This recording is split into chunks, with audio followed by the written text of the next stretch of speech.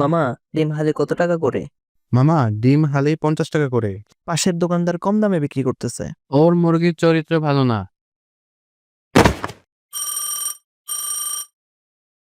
Hello, বলির দুধ। হ্যাঁ বলুন। প্লিজ স্যার, 5 মিনিটের জন্য স্যার লাইনটা বন্ধ করেন স্যার। হ্যাঁ, পাগল নাকি? প্লিজ স্যার, প্রথমবারের মতো স্যার আমি গার্লফ্রেন্ডের সাথে দেখা করে বেড়াইছি স্যার।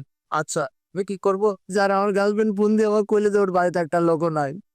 স্যার, আমি যে গার্লফ্রেন্ডের বাড়িতে আইছি স্যার, অমনি ওর বাপ নুকিছে বাড়িতে স্যার। স্যার, ওরা আমাকে দৌড়ের বাড়লে স্যার খুব মাথা মারি স্যার। আর যদি একবার স্যার আমাকে বিয়ে দিয়ে দেয় তাহলে তো হয় সর্বনাশ। এই নে মুলার জুস।